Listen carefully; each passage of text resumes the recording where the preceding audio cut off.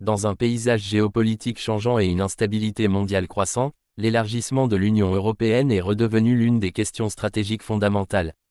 Lors d'un sommet de haut niveau organisé par Euronews réunissant des dirigeants des pays candidats à Bruxelles, le message était clair, l'élargissement de l'Union n'est plus une question de choix, mais de nécessité. Cette rencontre a également mis en lumière les frustrations croissantes des deux parties à l'égard du processus d'élargissement, en particulier en ce qui concerne l'utilisation du droit de veto. Voici ce qu'il faut savoir sur le premier sommet de ce type organisé par Euronews. L'élargissement est une nécessité géopolitique. Tous les dirigeants présents au sommet ont convenu que l'élargissement était une nécessité géopolitique pour l'UE. Antonio Costa, vice-président de la Commission européenne, a déclaré que l'UE ne pouvait plus retarder l'arrivée de nouveaux membres.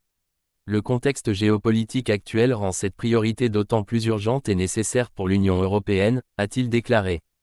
À une époque d'incertitude géopolitique et d'instabilité économique, une Union européenne élargie est synonyme d'une Europe plus sûre, plus forte et plus pacifique, chez elle et dans le monde.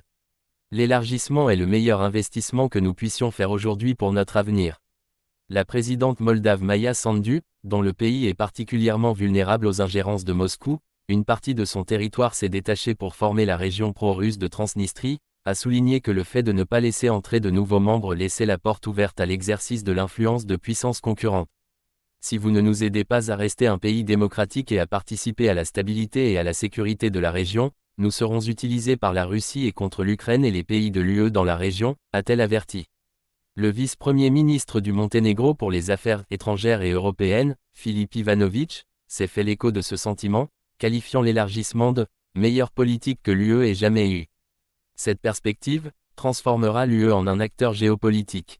Le Monténégro veut jouer un rôle dans ce domaine, a-t-il déclaré. Les vétos s'apparentent à des brimades et sont injustes. L'une des principales frustrations des dirigeants a été le recours aux vétos par certains États membres de l'UE pour bloquer le processus d'élargissement.